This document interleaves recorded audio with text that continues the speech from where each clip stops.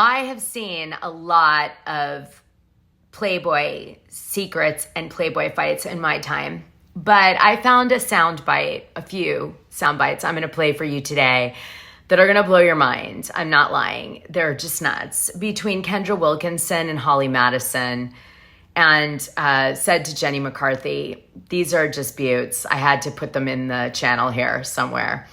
Anyway, yeah. Pretty incredible. Okay, so you never know what you're going to find on my channel. Please like, subscribe, and hit that notification button. Also notice that in the description, I always put ways to get more involved with my community on Dishing Drama Dana, the Patreon, which is its own world, just like YouTube. It's a whole thing in there, and other fun stuff. So yeah, okay, but don't forget, because everyone always forgets to do. Okay, so Holly Madison and Kendra Wilkinson have had an ongoing public battle about the Playboy Mansion and what everybody's recollection was of what happened during Girls Next Door. And so Kendra Wilkinson feels like Holly Madison is not owning what went down at the Playboy Mansion, and Holly is almost taking a position that she is actually traumatized by what happened at the Playboy Mansion. So I'm going to play you a clip of Kendra Wilkinson talking about owning that what she's most embarrassed about at the Playboy Mansion. What happened? You have to forgive every second. You have to be Hef did nothing wrong, but I made the choice to sleep with an 80-year-old man for some money. And I'm here to say that but I ended up loving him at the end of the day. That's the thing. I just choose to remain loyal to Hef. I choose to remain before loyal. We go on, Jenny McCarthy loved Hugh Hefner and Playboy. So I have a feeling she's going to be kind of siding with Kendra. Okay, just saying. Just you need to know the background. She, she gave him the little magic blue pill. Hi, honey, Puffin, time to take your blue pill. This is Holly, she's talking about. And then he popped his pill, and then he popped us, and then Ew. And then she was the last one always. Yeah, she cleaned him up, and that's just her role. Why did she have to be last? I couldn't understand that part. Oh, because she was the ride or die. She was the one that she wanted him to remember her. Why? You were so she funny. didn't want to get kicked out of the house. Show Kendra on top. Obviously, you guys have to watch this tonight at 9:00 on We. What was, the fear that she was talking about in the mansion? I was trying to figure that out. I believe she's living in fear. Can you imagine how afraid Holly Madison had to have been to get kicked out of the Playboy Mansion, to have that, to be staying behind to try to make sure that Hugh was happy with her? I'm sorry, but I see this a little bit different. Kendra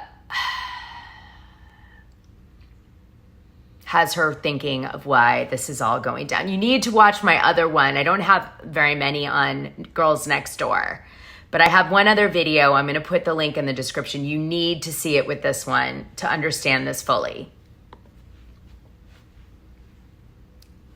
And we all look back at our own past and get embarrassed of things. Yes. But you kind of have to forgive yourself. 100%. I'm embarrassed about it. I'm not going to lie, but I'm not going to sit here and run from You're talking to Kendra Wilkinson, her show, Kendra on Top. Obviously, you guys have to watch this tonight at 9:00 on We.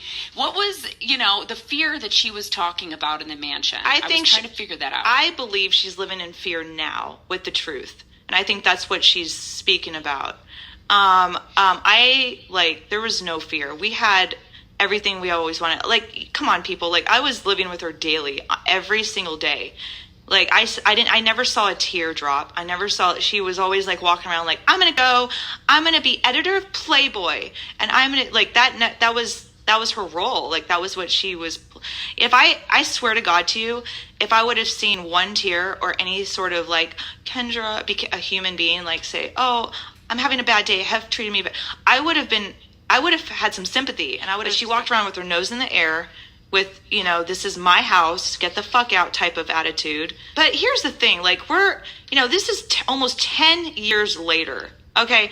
I'm not connected to that world anymore. I go for Easter because it's cute, but I'm so far distant from that from that place, it's not even funny. And I don't even really talk to him anymore. You can't talk to him anymore. I know. See, this is a while ago. So he's dead now. She's trying to run, and I'm just appreciative, and that's all it is. I am all about like sex in the bedroom. There was something that you made a reference to, that she was kind of more of a freak in bed. What was that?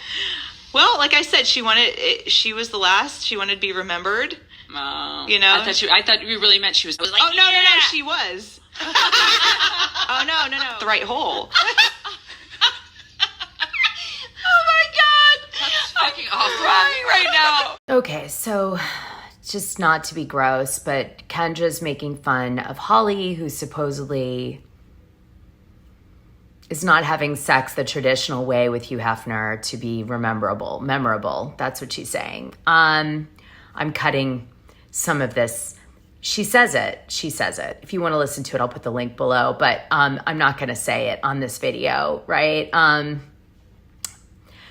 Wow, it's a lot. But anyway, Holly Madison goes on, and she counters this with Jenny McCarthy a few weeks later, which is really interesting because Jenny seems to be having a grand old time dragging Holly. So I don't know why Holly felt like excited about going on Jenny's show, but she did. So here's what she said. I had to ask you to get your side, because I believe in balance, as to what, Kendra, it must be hard and heartbreaking when you live with someone for so long. And it's not like you guys were the best buds. And I understand that even in doing a reality show, it's like you do what, people want to see. Yeah, necessarily the reality of what people want to see.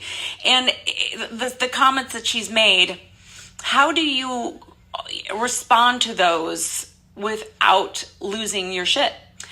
I didn't really get emotional about it. Like, obviously, I could go on Twitter and say just as vulgar things about her, but what is that going to do for me? Nothing. And I just don't. I wasn't talking about her. She was reacting to a headline, which was a headline I wasn't thrilled about. When people pull a word that I don't necessarily want to be associated with and put that in the headline, I get it. It sells magazines, but I'm not necessarily thrilled about it either.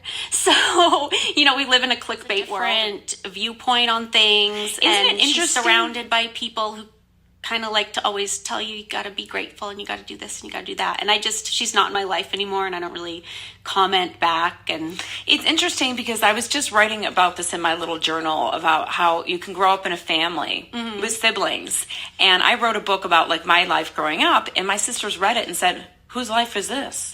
Well, I didn't grow up in this childhood. Right. Because everyone's perception is so different. Exactly. And that it's not that her story's true or false or yours is true or false. It's just your story and her story. Absolutely. And I was there a long time before she was. So I saw a lot of things she never saw too. So it's just like, if she wanted to react to the book once, that's fine. But it's like, it's a year later. I'm not even talking about it anymore, really. So.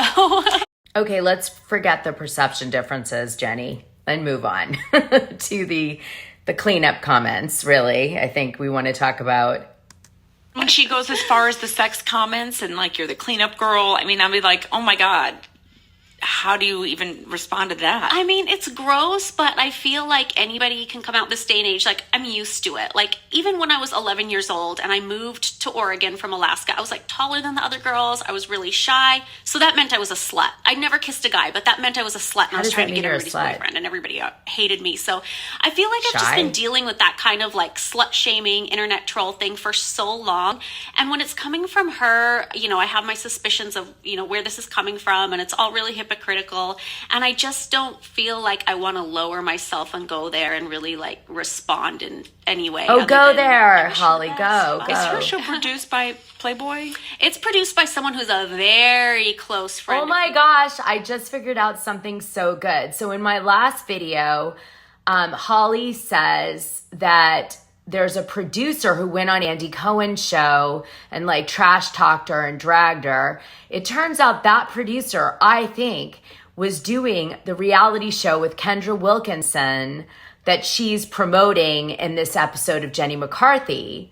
And so Kendra's trying to be loyal to the producer in going on Jenny McCarthy's show and dragging Holly and saying all this stuff. And Holly's saying, no, it's because Kendra is currently doing a reality show with this producer and needs to have his back. Ooh, juicy. produce my spinoff as well. And he was a friend for many years, but he's also very, very loyal. And, you know, when you're in that culture, he's good friends with Hugh Hefner. In that culture. Remember, he's not dead I don't yet. watch her show, but somebody even pointed out to me that Hugh Hefner's name is like in the credits of the show. So it's basically. So this producer like is literally orchestrating even after The Girls Next Door by doing other shows with the spinoffs. These women's testimony in the media. Hold on. Still in that world, and you're still kind of dependent on that in a way. You know, God bless him. He's, you know, I will agree with one thing that Kendra says about like, he knows that it's a weird thing to date 20-year-old women. Mm-hmm. He's going to have his own accountability and his own story, but he, you know, probably doesn't even know what's going on right now. He's kind of that old now. Yeah. If you She's like afraid to say it. If you ran into him. He was so old any at hard this time. feelings against him? Anything you'd say? You know, no, because I feel like I don't really care. And I don't mean that in a callous way, like I don't care. But even after I left the mansion, I realized that this person I cared about was so much an invention. See, now since then, she's not so nice about Hef, okay? She even called it cultish in my last video. You can go listen. Now, I saw Hugh Hefner. I actually was with Peggy from Real Housewives of Orange County, and we went to the Playboy party in 2012. I think it was his last party he did before he passed away. And he was like he was still in his PJs hanging out and partying, but, you know, he was so old. And yeah, it was very strange, the whole thing. Anyway, Peggy will tell you. DM her. Love Peggy, by the way. In my head that even when I was still working with that producer I was talking about on my spinoff, he was always like, do you want to call Hef? Do you want to talk to Hef? And I was like, no, because I don't even know what I would say. Like, I don't know this person. I know how he treated me and how he treated the other women when I was there, but I don't know this person in some ways. You know what I mean? Right, and I just feel like I moved on and he's moved on, and he's a caricature. I can't even imagine wanting to say anything. Holly Madison, The Vegas Diaries. Congratulations. I think I want to call Holly Madison because I really relate to what she said happened after the fact.